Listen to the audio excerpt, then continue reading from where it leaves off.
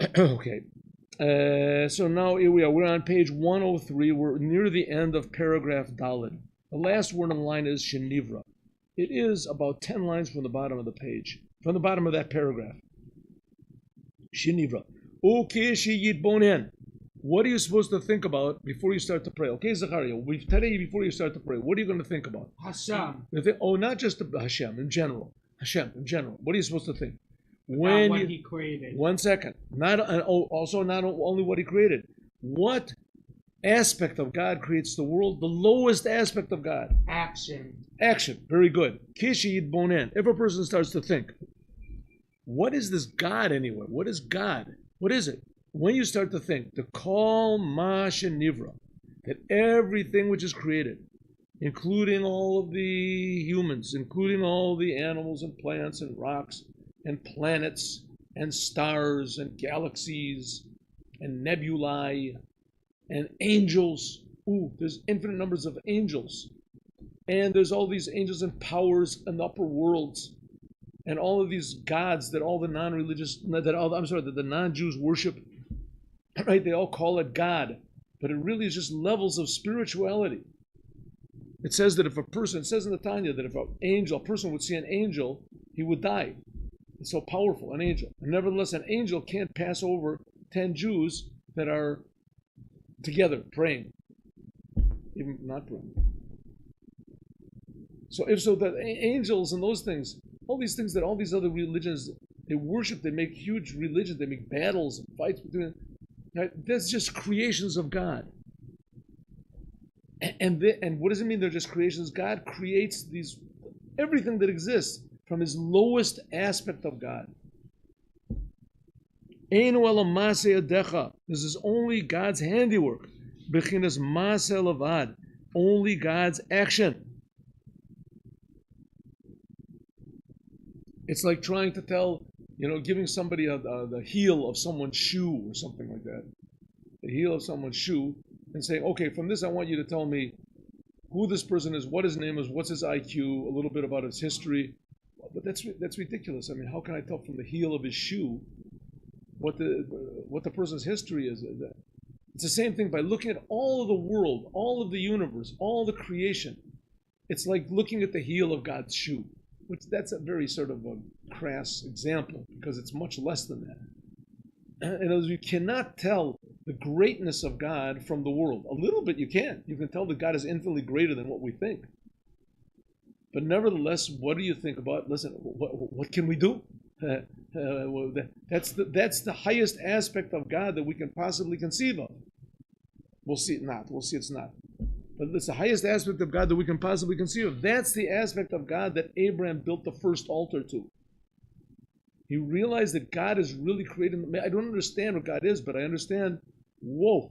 I'm infinitely grateful to Him, and He's awesome, and is also I love Him. And He's infinitely beautiful and creates everything. And this is incredible. When you start to think, yamik dato, if you deepen your power, your feeling of reality, because you're always asking yourself, is this real? This idea I'm thinking about God really creates me? This is really real. That's called da'at. That's called da'at. Chachma bina da'at. God is really creating. This is really. It's just written in the books. This is a thing to think about, right? But it's not really real. If you think about it in an intellectual way, then that's called chachma and bina. Dat means when it comes to me, it's connected to me. Litbonen be'inyan. You start to really contemplate. Bore kadoshim yishtabach shimcha. That the God you created, these angels that praise your name. Shekadoshim, this level of kadoshim, hema malachim elyonim. These are the upper angels. Srafim, they're called, what are they called? Burning angels. I think they call them flames or something. Huh? Seraphim. Oh, that's right, seraphs, they call them, yes, seraphs. So burning up angels. Ophanim, wheel angels, wheels. That sometimes it says that the seraphim are in the world of Bria, and sometimes it says that the Ophanim are in the world of Asiya, the spiritual part of it. Anyway, angels. All these angels are going berserk. They're going berserk. I remember they used to be here in Kfar Chabad. There used to be a milk farm. I told you about this. There used to be a milk. No. There used to be the milk farm. People here talk about angels. My level is thinking about cows. I saw these cows in the milk farm, and I used to watch these cows. I would go once in a while. Very interesting. So what he would do was all these cows would be slushing in the mud and all this, and all of a sudden he would open up the gate to feed them. And he would feed them. They would all go through this sort of narrow gate, and they would go on this sort of platform. The first one, he would prod them so that they would go to the end of it. And while they were eating, he would milk them. Right? They were eating in the trough. He didn't bring them into a special place. He would bring them. He would open up this little door, and then they would go into this special sort of place, and he would push them down to the end so that each one would have its little place, and they would stick their head through this thing and eat. I saw this. I went to a milk farm when I was a little right, kid. and I still tell my son about it. It's so interesting. Yeah, and meanwhile I think he even went up anyway. So he would stand underneath, and he put these automatic milkers on them, and it would milk the cows, and they would have cows. That's what it used to be in Kfar Chabad. It was, I think, the man passed away 10 years ago. I don't know, maybe even more. Anyway, and then they sold it. But so I noticed as soon as he opened up this gate, like this is the thing with Pavlov's dogs. The thing, open up the gate, and the cows, and they all started going. That's it. You didn't have to prod them. You didn't have to do anything, and they were pushing because that was their life, right? That was their life. They knew.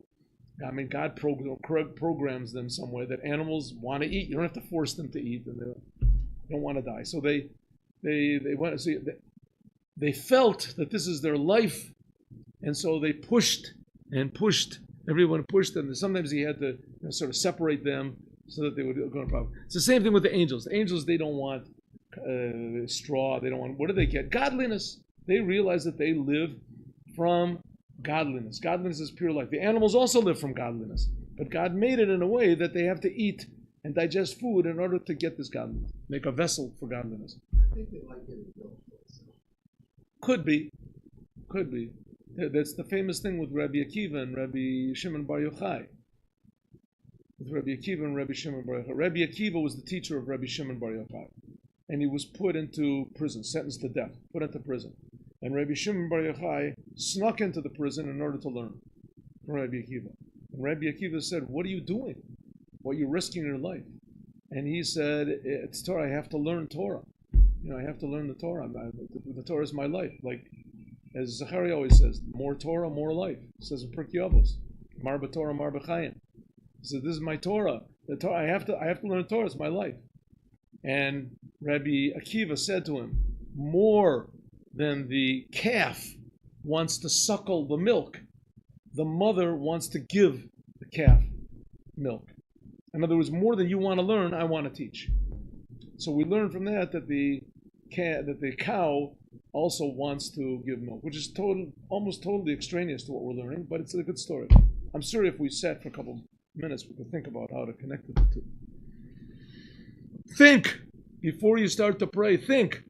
God is creating us. God is creating us infinitely, creating us. And He's creating us with the lowest aspect of godliness that there is, His power of deed. And all of the angels realize this. Seraphim, Ophanim, the chair, what are they called? The Seraphim. Seraphim. Anyway, the Ophanim, the wheels. Hine, Gam, Haim, also, these angels, like the cows I talked about. Hare hitavutam eno ela mehaora. They're a little bit higher. They're in the spiritual worlds. So they have a little more appreciation of what God is. Their whole existence only comes from He'ora de Ha'ora de Ha'ora. A ray of godliness. Something like the cows. The cows get their life from the straw. What's inside of the straw? Right? Vitamins. I don't know what's inside of the straw. These vitamins contain inside of themselves life. This life is godliness. What level of godliness is it that it can be contracted so much and into a piece of straw? Right? The Jews on Mount Sinai, they saw, they felt, they heard godliness. Face to face, their souls jumped out of their bodies. What did God give them? A bunch of straw. It's the same godliness that the cows feel when they eat this food. it's the same godliness, but it's really, really, really, really, right? The cows get a tremendously watered down, right, level of godliness so that they can appreciate it and eat it, that it's inside of this straw that keeps them alive. As the Jewish people at Mount Sinai, it wasn't diluted. They got pure godliness. They got pure godliness. Well, you should know that all of between the straw that the cow eats and what the Jews got at Mount Sinai, there's infinite levels of godliness according to the different worlds that there are, according to the different angels.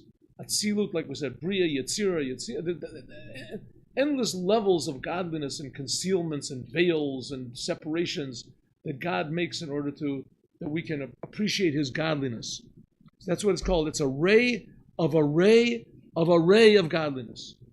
A shine of godliness. But nevertheless, it's godliness. Right? It's like if you take a picture of somebody and then you take a picture of that picture and a picture of that picture, a picture of that picture, and you say, who is this? You say, Grandpa. That's not Grandpa. That's just a piece of paper with colors on it. Right? How could you insult Grandpa like that? No one would say that. Right? This is a picture of Grandpa. Right? But it was just a picture taken of a picture of a picture of a picture of it. Mibechinas Shimcha, and this is just a ray of God's name.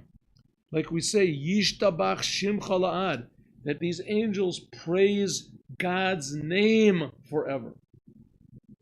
Hari, Kashiyid Bonin Bakal Zeh, when you start to think that 1 second, this God who is infinitely greater than my comprehension, He's creating me.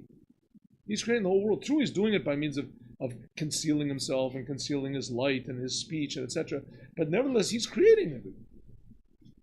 This God is available. That's all there really is God. He's creating everything.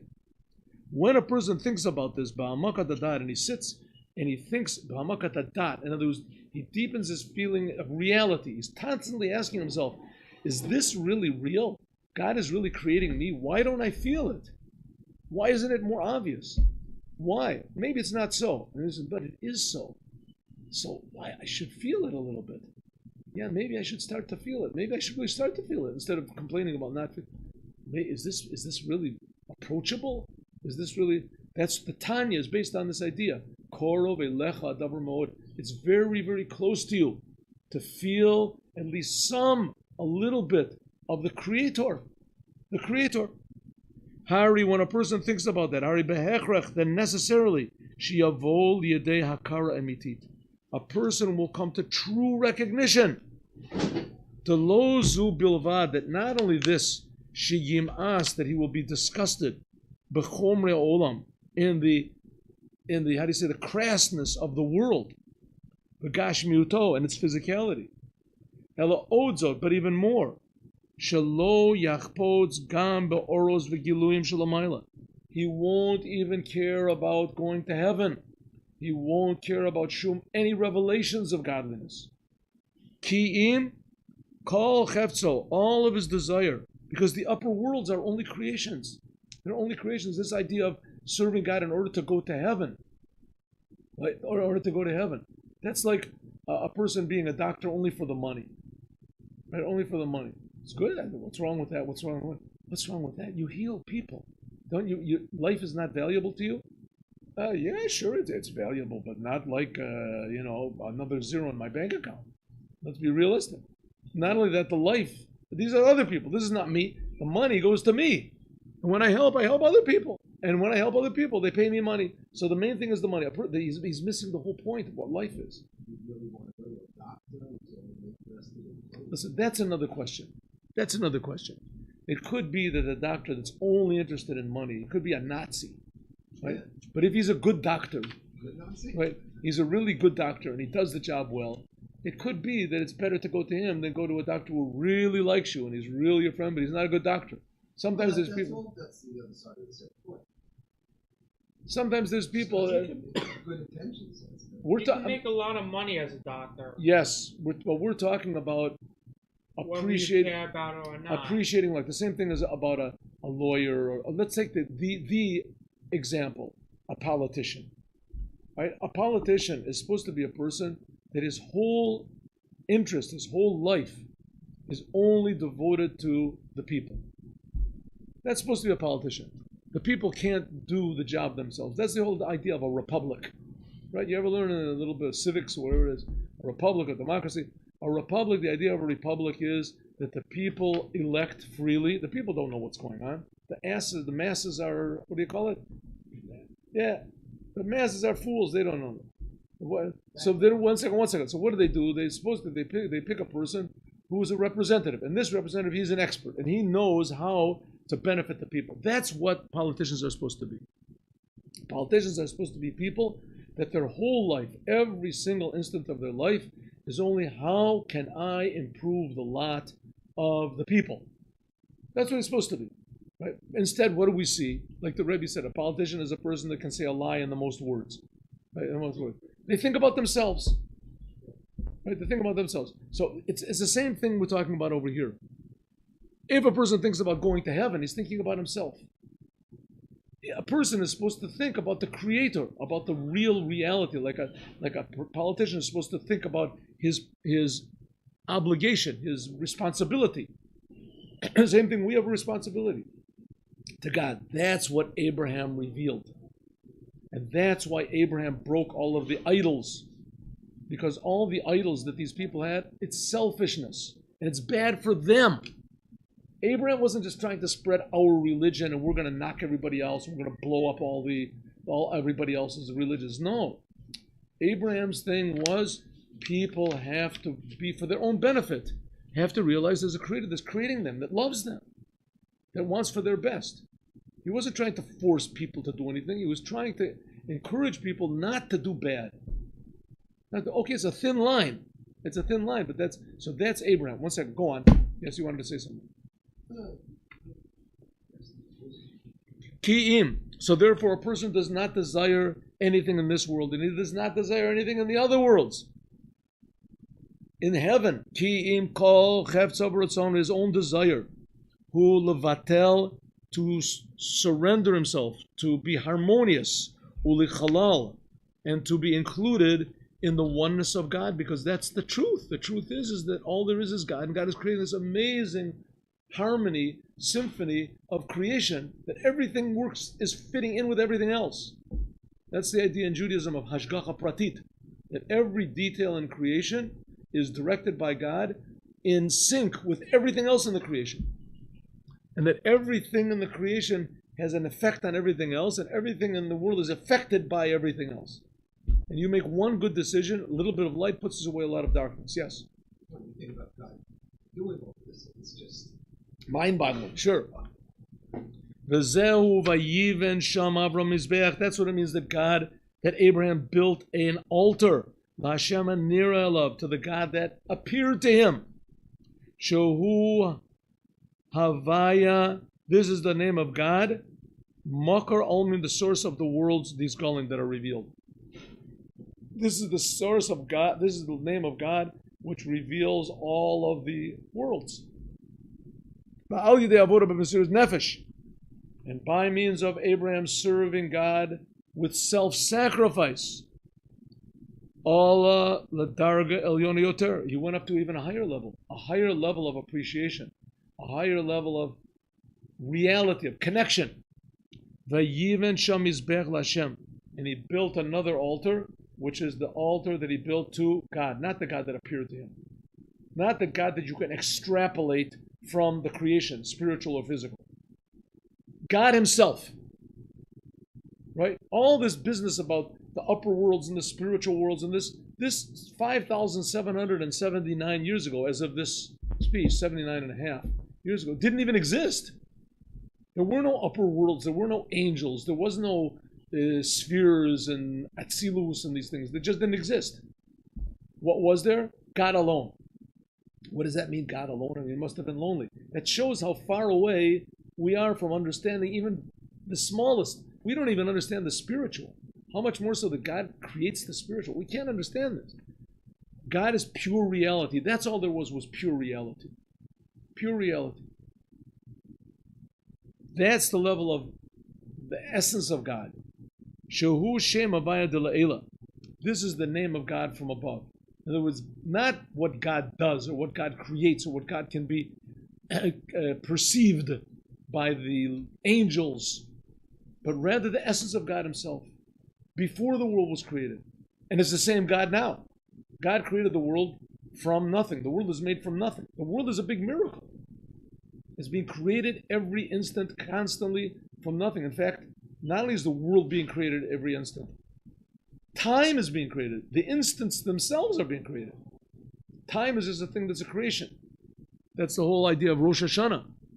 Jews have Rosh Hashanah to sanctify time. But before 5,700, whatever is it, there was no world. It didn't exist. What was the essence of God? The truth, the reality. This is the God, La'ela. Halach v'nasoa negva, that Abraham went deeper and deeper levels of love. And what happens when a person feels this love? It activates him. He realizes who the boss is. That God himself is creating me. It must be very, very important. My existence must be very important to God. Right? If I look at it, my existence just to me, I'm a big nothing. I'm being created from nothing. I came from nothing. I'm going back to nothing. And right now, I'm nothing. I'm just but if you look at it from God's ass, God is actually creating me. He's not doing it by accident. He's doing it intentionally. Oh, so you realize this is something very special. That's what Abraham realized. He had deeper and deeper and deeper love of God and deeper and deeper feeling of responsibility to the Creator. And so therefore Abraham, he identified, he unified with God's aspect of love and kindness. That's what's called Shiruta Ta'alma Ilah, the beginning of the upper worlds, or the service of the upper worlds. Until he became a vessel, a vehicle for the essence of God in this physical world, using his own free choice. So he became a better example of godliness than Hashem himself. He became a monument. Abraham himself became a monument of how a human being can act really like a human being, can do what he was created for. But Adam knew about God. Adam knew about God. Yes, he did, but he messed it up after a couple of hours. Adam. That's because he ate from the tree of knowledge. Ate from the tree of knowledge. Hashem wanted it, in a way. Because he created the snake, he kind of wanted it. He wanted Adam to have the free choice, and for whatever it is, Adam made the wrong choice. In a way, Hashem kind of wanted it that way. He wanted him to have the free choice. Yes, he okay. wanted him to sin. Well, now we're going to get to this. Not that much, but we'll see. Okay, let's take a short break. Go on.